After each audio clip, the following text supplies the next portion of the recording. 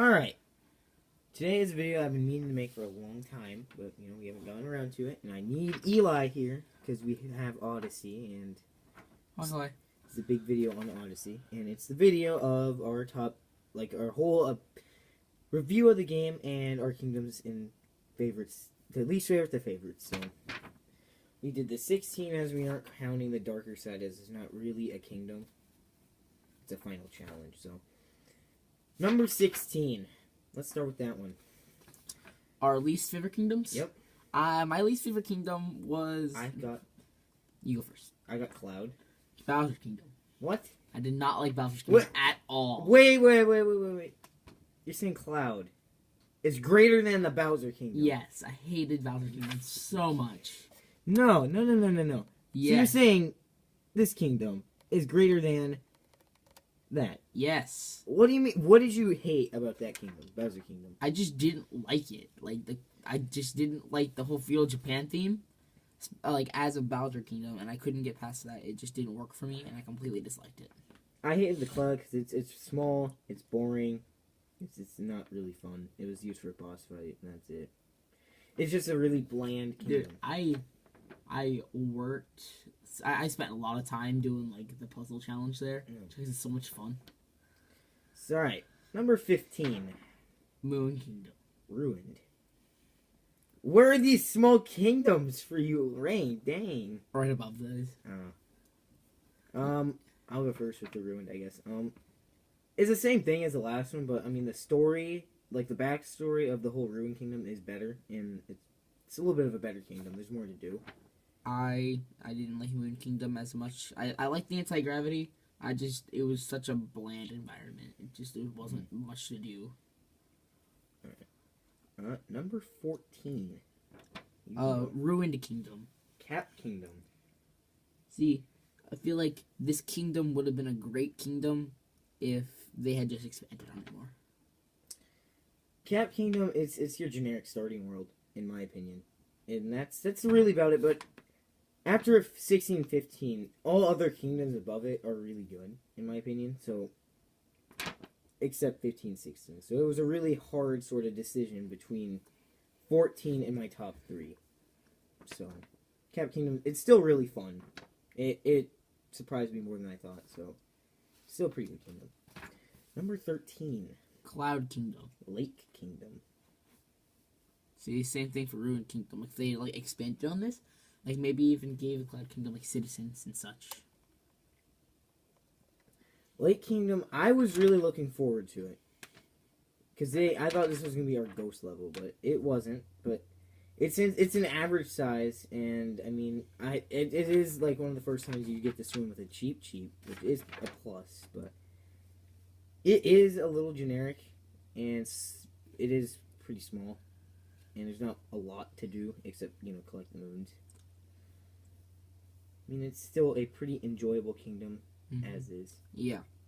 Alright, number 12. For number 12, I put Dark Side. I put Cascade. Okay.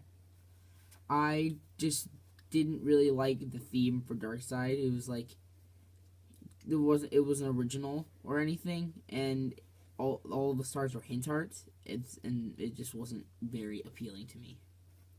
Cascade, it's your small one, but you do get to ride a T-Rex, or, T-Rex, and it's small, but it is pretty fun. It is a really fun kingdom. And number 11, yeah, I put Mushroom Kingdom. Dark Side. Because Mushroom Kingdom, while very nice, and I like it, but I didn't find too much to do there, as opposed to other kingdoms. Dark Side, it's a cool idea. The boss is actually hard, which I like, and it is boring at parts, but it's at least enjoyable, and it is a surprise after you beat the game, I guess. Yeah, it is. It's like a bonus, so can't go wrong with a bonus. Plus, you got those rabbit-wearing top hats. What more can you ask for? For number 10, I put Cap Kingdom. Moon. Alright. For Cap Kingdom, I liked it. I liked the ghost hats people, and in general, I liked the way it looked. and it was fun to do. It was my first kingdom that I 100%. The Moon Kingdom, it's boring in color. The anti-gravity's fun, but it really wasn't my favorite, and it was just there. Like, it didn't have to be there to improve the game. It was just sort of rushed. It just wasn't too fun. It was really only to finish the story. Yeah, it was to finish the story and go inside the chapel, which no one really cared about. So, for number 9, I put Cascade Mushroom Kingdom. Because it's I thought it would have been a really nice kingdom if it weren't as small as it was. Mushroom, I mean, you get to ride Yoshi. It's a big throwback to 64, and you get stars. It's fun, but there are bland moments to this kingdom, and that's about it. There are some bland moments. I mean, it's a pretty enjoyable one, and it's pretty much at the halfway, but the next one is number 8, halfway. Metro Kingdom. Bowser Kingdom. The Metro. Metro Kingdom was fun. I probably spent the most, probably like one of the most times there, because I felt like there was a lot to explore with the different levels of building and street, and all of the doorways and back alleys that there were to explore. Yet I also found it kind of bland and not too much to do. Bowser Kingdom, it's a new theme, and I mean, totally unexpected. You're probably hating me for saying this. No, I respect your opinion. It's pretty fun for the most part. I like the birds that you get to capture. That is big plus. That's the plus on this kingdom. It's expansive, but I do not like the islands. That's the one thing I hated, and it's really hard to find things since it's so small in the islands. See, for Bowser Kingdom, I didn't like how they changed the way the Bowser Kingdom was represented in all the other games too much. I didn't really like that. They wanted to get it unique, which I respect their game move on that. So, yeah, that's my sort of halfway into this list. So, number 7, Lake Kingdom. Seaside. I like Lake Kingdom. It was pretty cool. I like Cheep Cheeps. I found that one really fun to explore. I found it peaceful. I liked it. I liked being able to wear the boxer shorts there. It looked fun. Seaside. It's a good kingdom. It has a good backstory to it. Really cool concept. It's fun being the Cheep and swimming around and going into that area where you enter the lighthouse to enter it, at least. That's really fun, but it is and can be really, really boring, and I'm not a big person on these kinds of levels, but I mean, it was a fun level. It is a fun level to explore, and you do get to play fetch with a dog on a beach. I mean, that is a big plus for me. Number 6. I liked Snow Kingdom for number 6. Metro. Because I liked the racing. And I just liked the way it looked all homey. Like Scandinavian looking house with puffball people. Metro, I thought it's expansive. It's a cool idea because you're in a city, and it's great, but it can be really boring and bland. Other than doing the occasional thing, I mean, you can ride a scooter and do jump rope. See, in the RC, that's pretty cool. In the RC, but I mean, that's about it to do in that kingdom. I think the issue I had with Metro was that I expected it to be bigger because it was like the first kingdom that they talked about when they were talking about the game. Yeah, I expected a lot of these kingdoms to be bigger, but we will get to that on our sort of old thoughts and opinions on the game after these kingdoms. So, number 5. Wooded Kingdom. Luncheon Kingdom. I thought Wooded Kingdom was interesting. I thought it was a bit contrary within itself, in its concepts of being a mechanical garden in the middle of the woods, and that kind of set me off a bit. I thought, well, they probably could have taken the robots and make it an entirely new kingdom with those people as citizens. Luncheon. It's a really good concept and idea. I love that they actually have a village. That's a big plus. And I like becoming the meat. Weird as it's a fun story. It's a pretty colorful kingdom. It's a pretty enjoyable kingdom, in my opinion. Number 4. Wooded. Luncheon Kingdom. Oh, we swapped our 4 We and 5. just swapped them. I like Luncheon Kingdom because it was definitely a lot different. I think I like the citizens, the little fork people. I like the big volcano. Volcanoes are a plus. And I think that being the lava bubble in the pink lava is just very nice for the eyes. I like looking at it. I like the citizens of the Wooded Kingdom. They're fun to bounce on their head. And the robots, and they're pretty funny, I guess. Should have made the Wooded Kingdom. I like the deep woods. That is a really good idea. And with the T-Rex and stuff. It's got a good story to it. It's large. It's, again, great music for it. It's overall, it is one of the more well done kingdoms in this game. They should have given it flower people and such and made their own mechanical. But oh well. Yeah, and they got fire, bro, and that's a big plus. So are we in our top 3? Yeah. All right, number 3. I have Seaside. I have Lost. I like Seaside Kingdom because I find it to be a peaceful one, and I like just exploring it, but within the water and such. I like being the octopi, water squirting guys. I like having the shops being on the backs of the fish things, and I like running across the water, and the boss battle was a lot of fun. Lost. It's a surprise in the story that you actually end up there. It's got a really good theme with Cappy getting captured, and you have to do that little side thing. But in collecting the moons to leave, the music is great, and I love the how do you pronounce the shop, that area where the shop is, where everyone the gathers. mountaintop. Yeah, where everyone gathers. I thought that was really cool. You got the Glidon, you got Toad, and Princess Peach when you beat the games up there. Yeah. So I mean, it feels like a little. The Toad Brigade's there. That's nice. It's a little village, if anything, and it made me sort of feel like that climb up to that mountain was worth it. I think they're like the Toad Brigade there because all the toads are there. Mm-hmm. It's really nice. I like that. And Captain Toad is actually hidden in that kingdom. I got the nostalgia though. Captain Toad's amazing. Number 2. Sand. Lost. I like Lost Kingdom because I like what he had said. I like the poison sea and all the colorful things and the wigglers that you can stand with. I like the wigglers. I liked it, and I liked how quaint it was. I liked the mountaintop, and it was just a fun one to play. Sand. It's great. I don't have anything to say against the Sand Kingdom. We'll put the little intro on there. Actually, no, we'll go to the Lost, because after process of elimination, I can figure out your number 1. Sand, it's great theme. I like the mariachi people, little shy guy looking skeleton people. There's a lot of things to do. It's large, it's expansive. It is the best story made kingdom. If that makes any sense. The story in this kingdom is the best by far. And I just wish they had the day and night cycle, because nighttime looks pretty good in that kingdom. Yeah. The only way you can get to it is doing the Super Koopa race. But they had a day and night cycle. Sand Kingdom would be one of the best. So my number 1 was Sand Kingdom. My number 1.